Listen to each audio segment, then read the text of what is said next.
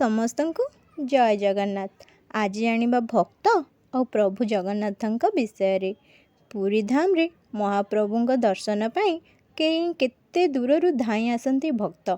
ଏଠାରେ ଭକ୍ତଙ୍କ ମନରେ ଥିବା ପ୍ରେମକୁ ପ୍ରଭୁ ସଦା ସ୍ୱୀକାର କରନ୍ତି।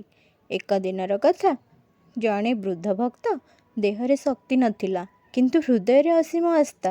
ସେ କହିଲେ, ମୋ ଜୀବନରେ ଆଉ କିଛି ଦରକାର ନାହିଁ ପ୍ରଭୁ, ମାତ୍ର ଏକଥର ଦର୍ଶନ କରିପାରିଲେ ମୋ ଜନ୍ମ ସାର୍ଥକ ହେବ। ସେଥିରୁ ସେ ଲାଠିକୁ ଭରସା କରିକି ସିଡ଼ି ଚଢ଼ି ଜୟ ଜଗନ୍ନାଥ ଉଚ୍ଚାରଣ କରି ଧୀରେ ଧୀରେ ମନ୍ଦିରକୁ ଆସୁଥିଲେ। ପଥରେ ଥକି ଯାଇ ବସିଗଲେ। ଠିକ୍ ସେଇ ସମୟରେ ଜଣେ ଯୁବକ ଆସିଲେ। କହିଲେ, ଆଜ୍ଞା ଆସନ୍ତୁ, ମୁଁ ଆପଣଙ୍କୁ ସହାୟତା କରିଦେବି। ସେହି ଯୁବକ ହାତକୁ ଧରି ସିଡ଼ି ଚଢ଼ାଇ ମନ୍ଦିର ଭିତରକୁ ପହଞ୍ଚାଇଲେ। ବୃଦ୍ଧ ଭକ୍ତ ନୟନରେ ଆନନ୍ଦର ଲୁହ।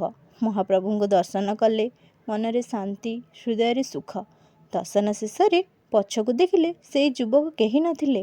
ତାପରେ ସେ ବୁଝିଲେ ଯେ କୌଣସି ସାଧାରଣ ମଣିଷ ନୁହେଁ, ସ୍ୱୟଂ ଜଗନ୍ନାଥ ମୋତେ ଆସି ସହାୟତା କରିଥିଲେ।